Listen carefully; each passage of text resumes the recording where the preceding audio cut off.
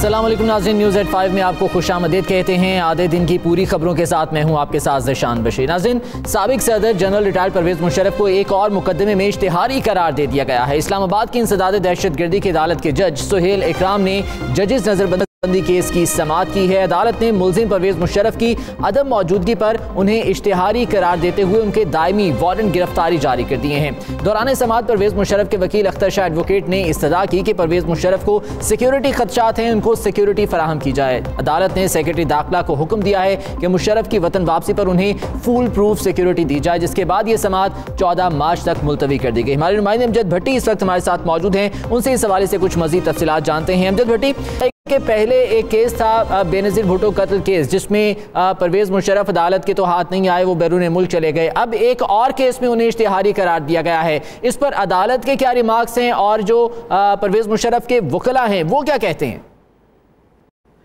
जी बिल्कुल ज़िशान, ये 3 नवंबर 2007 की एमरजेंसी थी जब साबिक सदर परवेज़ मुशर्रफ ने 3 नवंबर 2007 को एमरजेंसी का नफाज करके साबिक चीफ जस्टिस इफ्तिखार चौधरी समेत 60 आला अदलिया के जजेस को नज़रबंद कर दिया था। उस हवाले से आज इस्लामाबाद की जो इंसदाद दहशतगर्दी की खुसूसी अदालत है, यहाँ पर इसकी समाअत हुई और जो साबिक सदर परवेज़ मुशर्रफ के वकील अख्तर शाह ने आज दहशतगर्दी की अदालत में उन्होंने ये मौक़िफ़ इख्तियार किया कि इस वक्त भी 3 दर्जन से ज़ायद इंतहा पसंद ग्रुप हैं वो साबिक सदर परवेज़ मुशर्रफ की जान के दरपे हैं। 2003 में भी रावलपिंडी में आर्मी हाउस के पास भी 2 खुदकुश हमले उन पर हो चुके थे।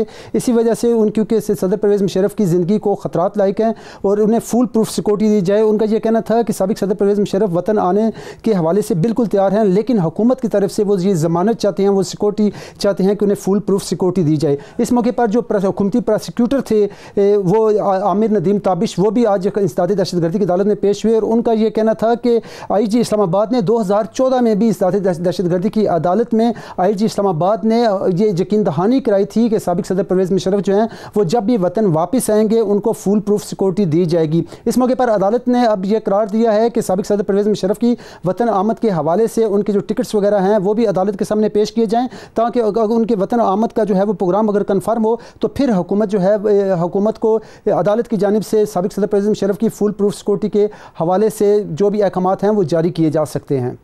ये बताइएगा अमजद भट्टी के सेक्रेटरी दाखिला को हुक्म दिया है अदालत ने कि foolproof security Parvez Musharraf की वापसी पर उन्हें फराहम की जाए। क्या वजारत दाखिला को इस हवाले से कोई बाज़ाब्ता तौर पर अहकामात जारी हुए या कि भी इंतज़ार किया जा रहा है कि पहले परवेज़ मुशर्रफ अपनी वापसी कन्फर्म करें, वो कब आएंगे, उसके बाद ही कुछ इस किस्म के अहकामात होंगे? जी बिल्कुल ठीक है अमजद भट्टी, मैं ये सवाल दोबारा आपसे करूंगा। इस वक्त अहमद रजा कसूरी साहब हमारे साथ APML के रहनुमा हैं। बहुत शुक्रिया कसूरी साहब आपके वक्त का।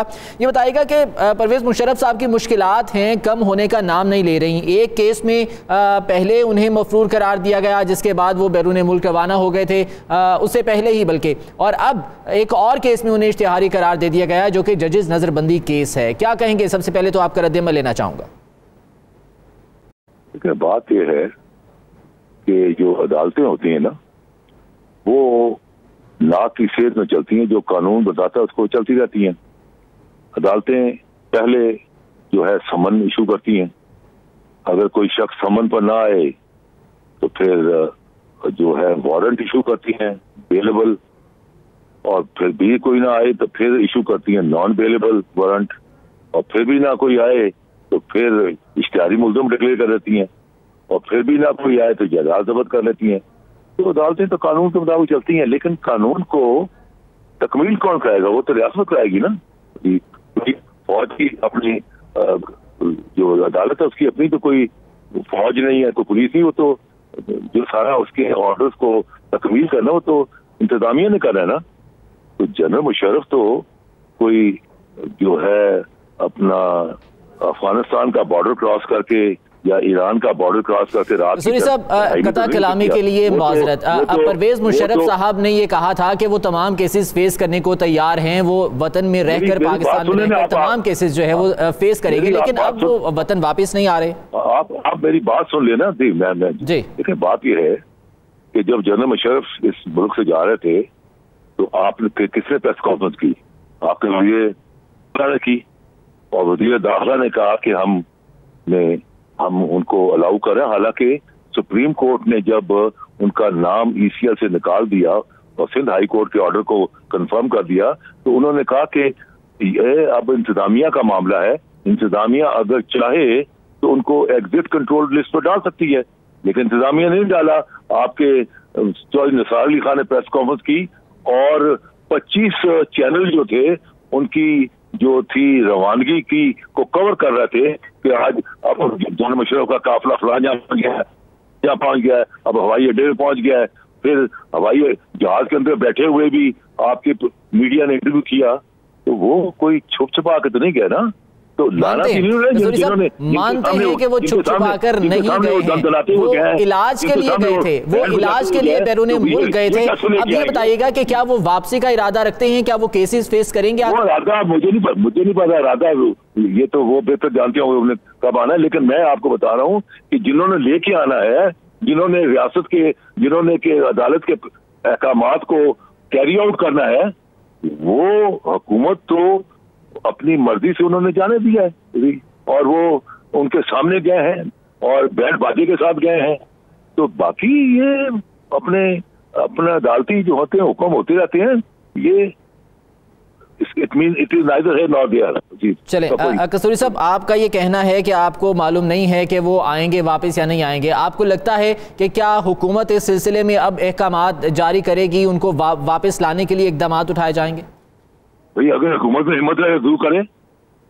तो हुकूमत के मुंह पर कोई टेप लगाई हुई है, अगर उनमें हिम्मत है करे। सही, ठीक, बहुत शुक्रिया। अहमद रजा कसूरी साहब ऑल पाकिस्तान के रहनुमा हमारे साथ मौजूद है। अमजद भट्टी, सवाल आपसे वही कि क्या वजारत दाखिला को अहकाम जारी हुए या कि पहले कंफर्मेशन अदालत को चाहिए कि परवेज मुशर्रफ वापस कब आ रहे हैं? जैसा कि आपने कहा कि टिकट्स पेश की जाए, उसके बाद ही कुछ सिक्योरिटी के बारे में बात की जाएगी।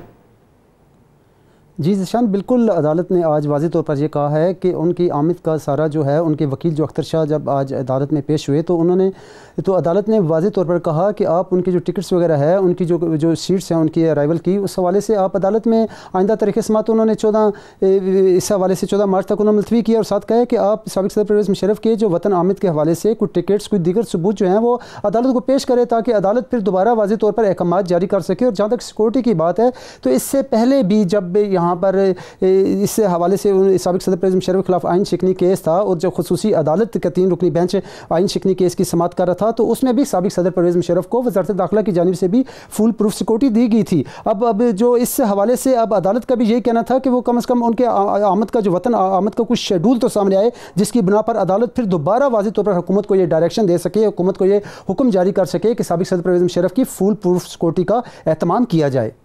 अच्छा, अमजद भट्टी ये बताइएगा कि 14 मार्च तक अब ये समाअत मुलतवी की गई है। 14 मार्च के लिए क्या अहकामात हैं परवेज़ मुशर्रफ के वकला के लिए? क्या उन्हें इसी तारीख पे, इसी डेट को टिकट्स पेश करने का हुक्म दिया गया है, या कि अभी वो कंफर्मेशन करेंगे? और मज़ीद जो वजारत दाखिला है उसके लिए क्या अहकामात हैं अदालत के?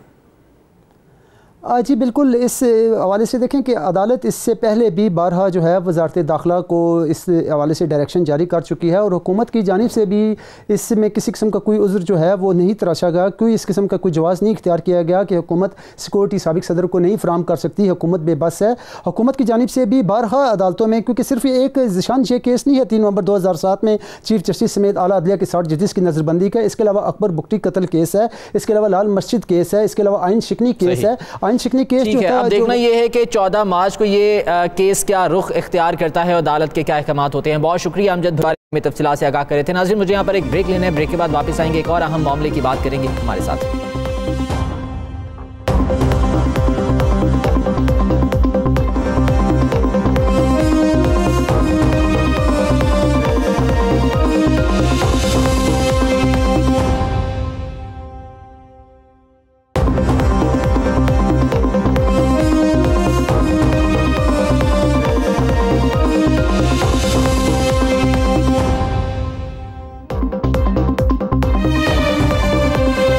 ब्रेक के बाद आपको खुशामदीद कहते हैं। नाज़रीन, तैयबा तशद्दुद केस जो कि गुज़िश्ता कुछ अरसे से खबरों में बहुत ज़्यादा रहा है, अब बच्ची के वालिदैन मुकदमे से दस्तबरदार हो गए हैं और मुलजिम साबिक एडिशनल जज राजा खुर्रम अली खान और उनकी अहलिया को माफ कर दिया है। बच्चे के वालिद ने अदालत के रूबरू ये बयान दिया है कि सुप्रीम कोर्ट में दबाव आ गया था, मुकदमा बेबुनियाद है। इस्लामाबाद के एडिशनल सेशन जज राजा आसिफ महमूद का कहना है कि आप पहले भी अपने बयान से मुकर गए थे, घबराने की जरूरत नहीं है, अदालत आपको तहफ़्फ़ुज़ फराहम करेगी। लेकिन आज़म ने दोबारा ये बयान दिया कि वो होशो हवास में राजा खुर्रम और उनकी अहलिया को माफ करता है। फाजिल जज ने कहा कि ये सब तहरीरी तौर पर लिख के दें, मुद्दई अपनी मर्जी से बयान हल्फी अदालत में जमा करवाएं, तभी जमानत पर फैसला दिया जाएगा। हमारे नुमाइंदे फैज पराचा हमारे साथ है, लेकिन उससे पहले तैयबा के वालिद आज़म ने 92 न्यूज़ से बात की है। इस मामले पर उनका कहना क्या था, पहले आपको वो दिखाते हैं। जी आज़म, तैयबा की को आपने जो जुल्म हुआ है, तशद्दुद हुआ है, वो किस तरह माफ़ कर सकते हैं? अरे वो अभी दरख्वास्त हमने दी है कि सुप्रीम कोर्ट जो हमारा देखेगा, फैसला करेगा, लेकिन ये हमारे मुल्ज़िम नहीं है। क्या दरख्वास्त दी है आपने? वो तो अभी मेरी अम्मी को पता है, उसने दी है, मैं तो उस टाइम यहाँ पर नहीं। आपसे आपकी अम्मी ने पूछकर दरख्वास्त नहीं दी? आपने अदालत में बयान दिया है कि आप जज को माफ़ करते हैं? जी मैंने दी है। अच्छा, क्यों माफ़ करते हैं? आपकी बेटी पे तशद्दुद नहीं हुआ था? वो तो सबको पता है कि हमारा ये।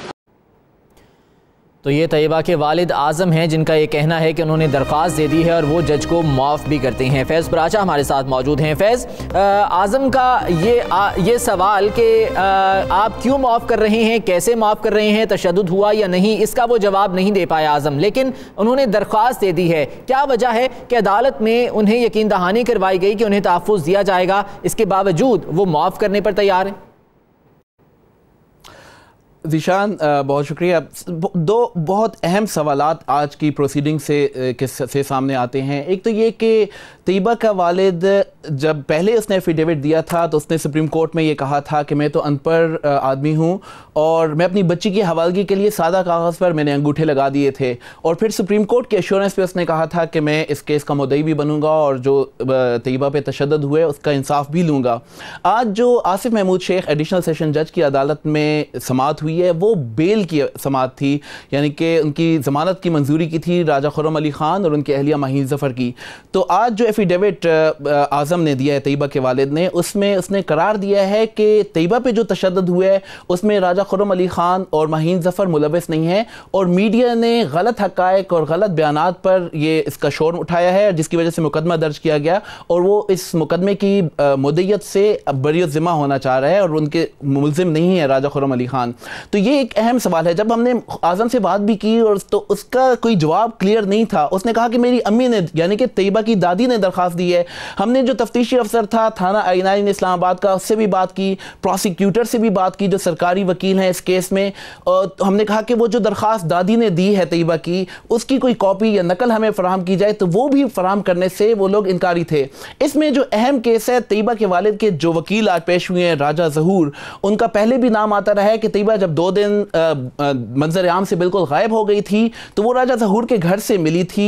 वही एडवोकेट आज आसिफ महमूद की अदालत में भी पेश हुए हैं, और उन्होंने उनसे जब हमने बात करने की कोशिश की तो उन्होंने बिल्कुल इनकार कर दिया और कहा कि मेरे चैम्बर में आ जाए, मैं बात नहीं कर सकता। और हम जब अदालत ने मुलतवी हुई और जमानत मंजूर की गई तो उसके बाद राजा ज़हूर ने अपना वकालतनामा अदालत में पेश किया। तो ये अहम बात है कि आज़म चूंकि अनपढ़ है, और हमें ऐसा लग रहा है, ये मेरी बहसियत रिपोर्टर ये पर्सनल राय है कि उस पर कोई दबाव ज़रूर है, जिसकी वजह से वो जो मुद्दत है मुकदमे की उससे अपने आप को बाहर कर रहा है, निकाल रहा है। कि तैयबा को जो है वो मुंतकिल किया गया था स्वीट होम में। पहले ये कहा गया था कि वो बयान देने के काबिल नहीं है, कुछ बयानात उसके आए भी थे जिनमें तजाद था। क्या दोबारा इस सिलसिले में तैयबा से बात की गई है? सुप्रीम कोर्ट ने तैयबा को स्वीट होम के हवाले किया है, और पाकिस्तान बैतुल माल और ज़मरुद खान जो उसके पैट्रन हैं वो उसको निगरानी कर रहे हैं।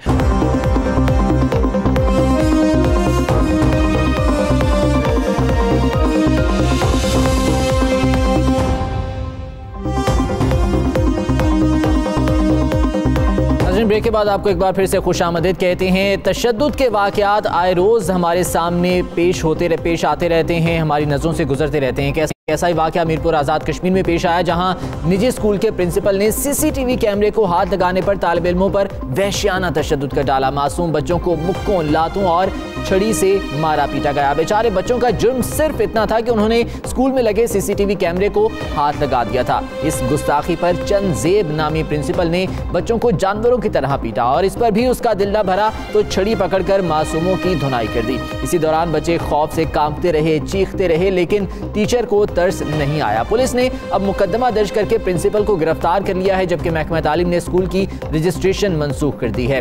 ब्यूरो चीफ मुजफ्फराबाद हमारे साथ सरदार नईम चुगताई साहब मौजूद हैं, उनसे इस हवाले से बात करते हैं। सरदार नईम साहब, ये बताइएगा अब तक इस सिलसिले में पेशरफ्त क्या हो पाई है? मुकदमा दर्ज हुआ है, प्रिंसिपल को गिरफ्तार किया गया है, क्या कोई असर व रसूख इसमें दिखाई दे रहा है? जी बहुत शुक्रिया ज़ीशान। ये कल जब वीडियो वायरल हुई उसके बाद फौरी तौर पे मीरपुर की इंतज़ामिया ने इसका नोटिस लिया और चंदजेब की गिरफ्तारी के लिए जब कोशिश की गई तो चंदजेब पहले तो रूपोश हो गया और शाम रात तकरीबन 8 बजे जब उसको गिरफ्तार किया गया और उसके बाद डिप्टी कमिश्नर मीरपुर के हुक्म पे स्कूल को लॉक कर दिया गया, सील कर दिया गया है और चंदजेब पे 337, 506 और 342 की दफात लगा के उसके खिलाफ FIR देके उसको लॉकअप में बंद कर दिया गया है। जब मीडिया से बात करने गया तो चंदजेब बिल्कुल इससे इनकार था और डीटाई की हद ये थी ज़ीशान साहब कि वो अपने इस फेल पे बिल्कुल भी नादम या शर्मिंदा ना था। मीडिया की जानिब से किया जाने वाला ये सवाल कि क्या आपके अपने बच्चे नहीं है, तो उस पे उसका ये कहना था कि मैं अपने फेल पे शर्मिंदा नहीं हूँ, मुझे वालिदैन ने कहा था और उनके कहने पे मैंने इन बच्चों को टॉर्चर किया है। जबकि इस बात के बिल्कुल बरक्स ऐसा हुआ नहीं है, बल्कि वालिदैन ने खुद इसके खिलाफ एप्लीकेशन दी थी। डिप्टी कमिश्नर मीरपुर जो है अंसर याकूब, उनसे जब हमारी बात हुई है इस सिलसिले में तो उनका ये कहना था कि हमने स्कूल की रजिस्ट्रेशन मनसूखी के लिए भी एजुकेशन डिपार्टमेंट को लिख दिया हुआ है और स्कूल को फिलहाल तो बैन कर दिया गया और एक अलग सतही कमेटी जो है वो बना दी गई है इस सिलसिले में। इसमें जो सबसे इम्पोर्टेंट चीज़ है वो ये है कि जो महकमा तालीम है वो जब प्राइवेट इंस्टीट्यूट्स को ये जो जारी करता है स्कूल ओपनिंग का सर्टिफिकेट, उसके लिए एक क्राइटेरिया होता है। बेसिकली वो क्राइटेरिया मैच नहीं किया गया, वो बहुत सी जगहों पे इस तरह का खला पाया जा रहा है।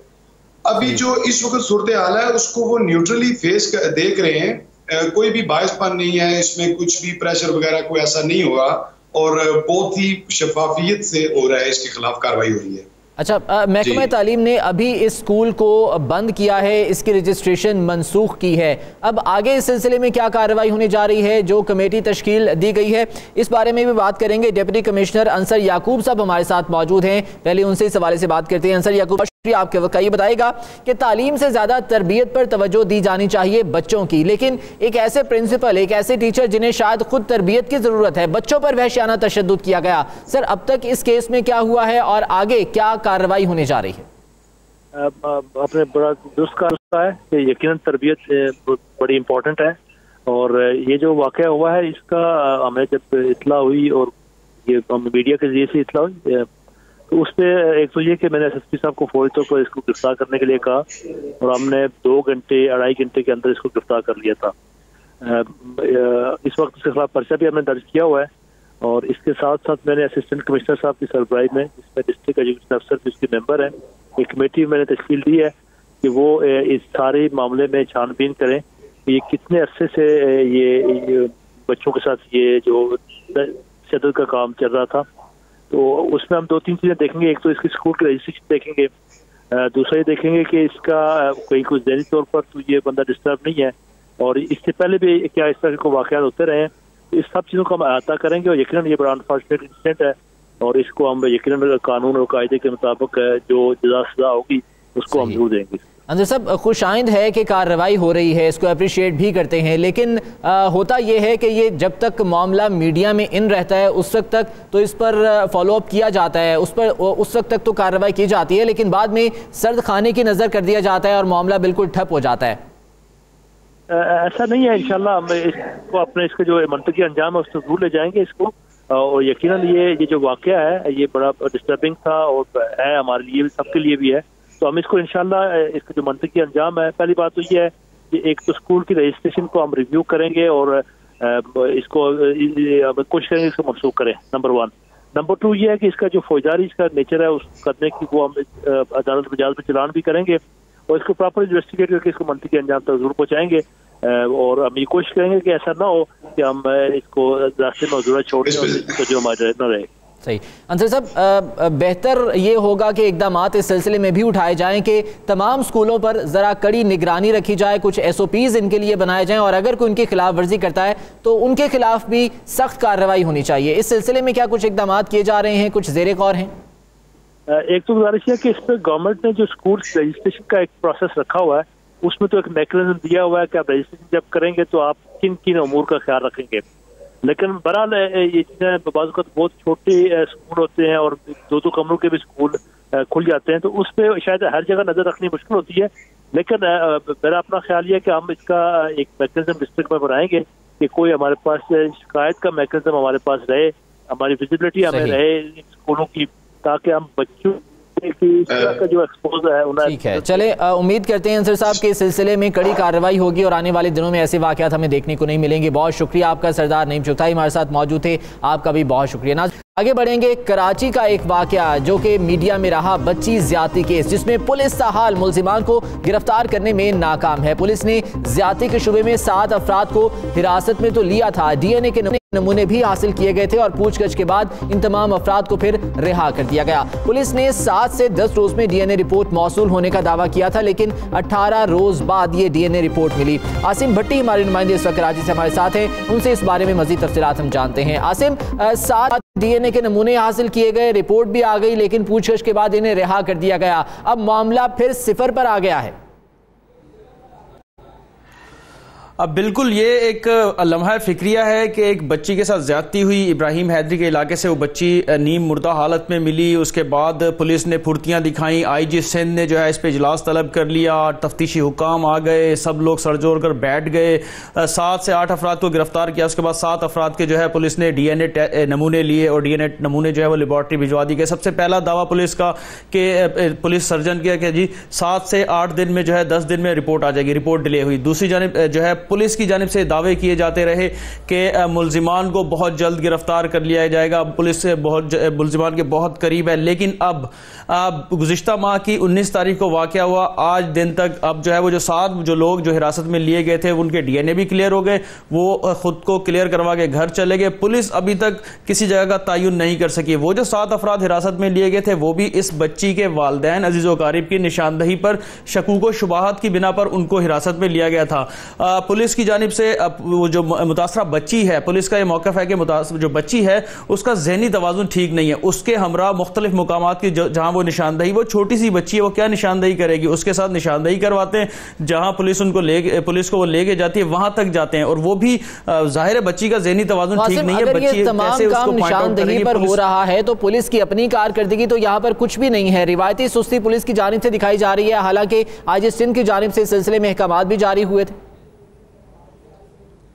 बिलाशुबा इस वक्त जो है पुलिस की रिवायती जो सुस्ती है, उनके रिवायती हरबे हैं, पुलिस की अपनी अभी तक जो है वो कोई कारकर्दगी नहीं है। तफ्तीशी ज़राए से अब से कुछ देर पहले भी मेरी बात हुई, उनका यही कहना था कि टोटल डिपेंड कर रहे हैं उस बच्ची पर, बच्ची की निशानदही करेगी और DNA रिपोर्ट जो है वो क्लियर आ गई है। ठीक है, अभी तक इतने हम इसको दोबारा भी आने वाले प्रोग्राम्स में डिस्कस करेंगे और देखेंगे कि क्या कार्रवाई इस पर हुई है। बहुत शुक्रिया इस बारे में तफसीलात से। नाज़रीन आगे बढ़ते हैं, एक और अहम मामले की बात करते हैं। बसंत का त्यौहार जो कभी पाकिस्तान में वाकई एक त्यौहार की तरह मनाई जाती थी, मगर फिर बसंत में धाती और मांझा लगी डोर इस्तेमाल होने लगी और इस डोर से जानी नुकसान के वाकयात में इजाफा हुआ तो हुकूमत ने इस पर पाबंदी आयद कर दी। अब दोबारा से ज़ुबान ज़द-ए-आम है ये बात की पाबंदी उठाई जा रही है, लेकिन इस सिलसिले में कोई फैसला अभी तक नहीं हो पाया है। मलिक अहमद खान साहब तर्जुमान पंजाब हुकूमत वो इस वक्त हमारे साथ मौजूद हैं, उनसे इस हवाले से बात करते हैं। बहुत शुक्रिया अहमद खान साहब, आपके वक्त का ये बताइएगा कि कहा यह जा रहा था कि बसंत पर से पाबंदी शायद उठा ली जाए, कुछ अवामी हलकों की जानिब से भी प्रेशर आ रहा था, कुछ और हलके थे जो कि इसका मुतालबा कर रहे थे कि ये पाबंदी हटा ली जाए। अब फैसला क्या हुआ है इस सिलसिले में, पहले तो ये बताइएगा। देखिए, बैन तो बाहर सूरत है और पाबंदी नहीं उठाई गई, और पाबंदी ना उठाने की 2 वजूहात थीं जिन पर यह सारा मामला ज़ेर बहस रहा। कोशिश की गवर्नमेंट ने इस दफ़ा कमेटी बनाई कि पिछले को कमो बेश ऑलमोस्ट 8-9 बरस से ये बैन इम्पोज हुए हैं, तो कोशिश ये की गई कि इस दफ़ा उन मुहर्रकात को जिनकी बुनियाद पर ये बैन लगाया गया था, अगर उनको कंट्रोल करने के लिए कोई इफ़ेक्टिव मेजर्स लिए जा सकें, और कमेटी ने अपनी सिफारिशात दी। लेकिन then the case became very clear. Case ये बन गया कि safety of people versus festivity वाली बात, और सेफ्टी ऑफ पीपल जो है वो प्राइमरी मोस्ट कंसर्न है, और सेफ्टी ऑफ पीपल को किसी सूरत कॉम्प्रोमाइज़ नहीं किया जा सकता। और फिर जो इन्फोर्समेंट थी, इन्फोर्समेंट तो गवर्नमेंट कर सकती थी, एंड यू नो कि चीफ मिनिस्टर इज़ क्वाइट गेट गोर इमेज है उनका, और वो करते भी हैं, और वो सारी किसी चीज़ का फ़ैसला कर लें तो उस पर वो बड़ी सख्ती से अमल दरामद भी करवाते हैं, और ये सूरत ऐसी थी। लेकिन फिर जो उसके साथ उस इन्फोर्समेंट में जो दिक्कत नज़र आ रही थी, वो प्रॉब्लम ये थी कि अगर इसको धाती डोर के लिए जो रेड्स होंगे, लोगों के घरों की छतों पर पुलिस जाएगी, चादर और चार दीवारी का तहफ़्फ़ुज़ नहीं रहेगा, चादर और चार दीवारी का तकद्दुस पामाल होगा, और फिर जो सिविक लाइफ है, routine day to day citizens life, वो बहुत कॉम्प्रोमाइज़ होगी। और फिर जो 5 या 6 फैक्टर्स आइडेंटिफाइड थे जिनकी बुनियाद पर ये अमवात। बहुत अच्छी बात है कि सेफ्टी फर्स्ट, प्रायोरिटी भी यही होनी चाहिए। लेकिन सर 8 साल गुजर गए इस पाबंदी को, जो कि पहले एक त्यौहार की तरह मनाया जाता था इंटरनेशनल लेवल पर, अब इसको जो है इंटरनेशनल हैसियत इख्तियार करता जा रहा था पाकिस्तान में ये त्यौहार। सदेबाब तो धाती डोर का, धाती तार का, हवाई फायरिंग का होना चाहिए था। ये 8 साल क्या काफ़ी नहीं थे कि इस सिलसिले में कुछ कानून साजी की जाती, कुछ ऐसे प्लान्स बनाए जाते और इस त्यौहार को कम अज़ कम रहने दिया जाता? अच्छा देखिए, ये आपने बड़ी अच्छी बात की है। Your question is very intelligent कि 8 साल और धाती तार और हवाई फायरिंग। लेकिन देखें, त्यौहार जो होता है ये लोगों के रवैयों के साथ मुंसलिक होता है। त्यौहार कोई ऐसी चीज़ नहीं है जो किसी इन्फोर्समेंट के साथ हो सके। लेकिन ये बसंत ने अपनी शक्ल ये ख़ुद इख्तियार की, मैंने और आपने उसकी ये शक्ल बनाई, यानी सोसाइटी एज अ होल जो लोग बसंत मनाते थे उन्होंने उसकी ये शक्ल तश्कील दे दी कि बसंत के साथ हवाई फायरिंग भी जुड़ गई, बसंत के साथ धाती डोर भी जुड़ गई, और बसंत के साथ अमवात होने लगी। और मोटरसाइकिलों पे चलते बच्चे, नौजवान, बूढ़े बुज़ुर्ग, उन माओं की गोदें उजड़ती रहीं, वो धाती तलवार की तरह डोर फिरती रही और गर्दनें कटती रहीं, और 72 अमवात, 72 डेथ्स थीं जब ये बैन इम्पोज किया गया था। तो फिर एक नई बहस खुल गई कि क्या एक ऐसा त्यौहार जिसके साथ मैं बसंत के एडवोकेट हूँ, और ये ज़हन में बात रख के कि हुकूमत भी चाहती है, और ये बात भी रख के कि बहुत से लोग हैं जो सॉफ्ट इमेज देना चाहते हैं। जैसे आपके ज़हन में ये सवालात उठते हैं, मेरे ज़हन में भी उठते हैं। वो बसंत की फेस्टिविटी मुझे भी अच्छी लगती है, मैं भी इस हब्स से तंग आ चुका हूँ, मैं भी चाहता हूँ कि मेरे बच्चों को कोई तफरीह का मौका मिले। ये सारी बातें कलामी के लिए माजरत, कुछ सिफारिशात जो कि मुख्तलिफ कमेटियों की जानिब से आई, उनमें ये भी सिफारिश शामिल थी कि जैसे मीनार पाकिस्तान का एक बड़ा ग्राउंड है, इस तरह से कुछ 10-12 ग्राउंड जो कि लाहौर शहर में, उन्हें मुख्तस कर दिया जाए, या शहर से बाहर एक काइट सिटी जो है वो बनाया जाए, ताकि सिर्फ 1 या 2 रोज़ के लिए वहाँ पर यह त्यौहार मनाया जाए और उसके बाद फिर इसको शहर में कम अज़ कम ना लेके आया जाए। ये तजवीज़, this was one of the proposals, इस पर बात हुई, और ये प्रपोजल्स जो थी उसमें ऑनेस्टली स्पीकिंग इस पर काफ़ी बहस मुबाहिसा भी हुआ। लेकिन ये बहरहाल इस प्रपोज़ल को अपॉन सर्टन रीज़न्स, क्योंकि उसकी जो बसंत की जो गुंजाइश है वो ये है कि बसंत का त्यौहार अंदरून शहर लाहौर की छतों के साथ उसका एक तल्लुक़ था, एक रिश्ता था। अब मैं आज ये तो अफोर्ड कर सकता हूँ कि मैं बसंत को एक सेफ़ बसंत अगर बनती हो तो मैं लेकर आऊँ। अब वो जो डोर थी, वो डोर और जो बाहर उसका मामला कि वो ग्राउंड में वो डोर चली जाए, और लोगों को देखें, ये एक माइंडसेट चेंज करने की बात होगी। It was one of the options. लेकिन जब आपने एक बैन इम्पोज कर दिया तो बैन फिर पूरी स्ट्रिक्टनेस के साथ, पूरी सख्ती के साथ। एक आखिरी सवाल, इस वक्त सोशल मीडिया पर बहुत ज़्यादा जो है वो कैंपेन चल रही है, नो बसंत नो वोट के नाम से एक हैशटैग भी जो है वो चल रहा है। तो अगर आवाम की जानिब से इस तरह का रवैया देखने को मिलता है तो क्या आप समझते हैं कि इस पर कुछ मज़ीद गौर किया जा सकता है इस बैन को अपलिफ्ट करने के लिए? नहीं, बैन अपलिफ्ट नहीं होगा, ban decision has been made, क्योंकि ये सेफ्टी ऑफ पीपल कॉम्प्रोमाइज़ जो हो रही थी उसकी बुनियाद पर ये फ़ैसला किया गया है। और अब इसमें कोई शख्स भी ये मत सोचे कि कोई कैंपेन, कोई मलिशियस कैंपेन वोट और नो वोट की बात करके, देखें वोट की बात बसंत के साथ जोड़ना, ये कुछ लोगों के ज़हन की इस्तिला हो सकती है। Votes are reasoned and based upon security of people. पर मलिक अहमद खान साहब, हम उम्मीद ये करते हैं कि आने वाले दिनों में इस हवाले से सिफारिशात मजीद पुरअसर तौर पर सामने आएंगी और ये बैन 1 साल बाद 2 साल बाद आने वाले वक्त में इसको ख़त्म किया जा सकेगा। बहुत शुक्रिया आपके वक्त का। नाज़रीन, कुछ खेल की बात कर लें। सुपर लीग में सुपर एक्शंस का सिलसिला जारी है। दुबई में मैचेस खेले जा रहे हैं। कोयटा ग्लैडिएटर्स और लाहौर कलंदर्स इस वक्त मद्दे मुकाबिल हैं, जबकि कराची किंग्स और पेशावर ज़ल्मे का मैच रात 9 बजे होगा। इस वक्त कोयटा ग्लैडिएटर्स और लाहौर कलंदर्स के दरमियान मैच का सिलसिला जारी है, जिसमें ग्लैडिएटर्स की बल्लेबाजी हो रही है। और आज शाम के मैच में कौन सी टीम मजबूत नजर आ रही है ये भी पता चल जाएगा जब ये मैच शुरू होगा। कल ओपनिंग सेरेमनी इसकी हुई, रंगारंग ओपनिंग सेरेमनी से इसका आगाज किया गया था और अब ये मैचेस का सिलसिला जारी है। मोहसिन हसन खान साहब इस वक्त हमारे साथ मौजूद हैं, उनसे इस हवाले से बात करें। बहुत शुक्रिया आपके वक्त का। PSL 2 का आगाज़ हो चुका। हमने गुज़िश्ता सीज़न में ये देखा था कि बहुत से नए लड़कों को इसमें लाया गया और ये कहा गया था कि इन्हें यहाँ से टीम में शामिल किया जाएगा, ये नया टैलेंट है हमारे लिए, लेकिन कोई इतना ज़्यादा टैलेंट वहाँ से निकाला नहीं गया। अब PSL 2 का आगाज़ हो चुका है। आप समझते हैं कि ये आने वाले दिनों में फ़ायदेमंद होगा पाकिस्तान क्रिकेट के लिए? बिल्कुल भी नहीं जी। इसलिए पहला जो आपने PSL कराया था उसमें आपको एक लड़का निकला है पूरे PSL से, वो नवाज करके, वो भी जो टेस्ट क्रिकेट में आया और कुछ खेला कुछ नहीं खेला। तो आपने लाखों करोड़ों रुपए जो आपने किए बर्बाद। आपने इंसेंटिव ये दिया था कि PSL होगी, इसमें हमारे नए लड़के उभरेंगे, बड़ी अच्छी तरह आएंगे, और वो उसका कोई रिजल्ट नहीं किया। दूसरी बात, आप इसको PSL मत कहिए, आप इसको DSL कहिए। ये दुबई सुपर लीग है, इसलिए कि पाकिस्तान में अगर होती और एक मैच कराने से, अगर ये जो दावे हो रहे हैं कि एक मैच लाहौर में हो जाएगा फाइनल, उससे कोई तीर नहीं मारा जाएगा। पाकिस्तान की आवाम जो है वो ग्राउंड पे जाके मैच देखना चाहती है। अगर टीवी पे मैचेस देखने PSL के, तो हम तो ऑस्ट्रेलिया से भी मैचेस देखते। साहब, अगर ये फाइनल लाहौर में हो जाता है, आप नहीं समझते कि किसी हद तक ये रास्ता हमवार होगा इंटरनेशनल क्रिकेट की वापसी के लिए?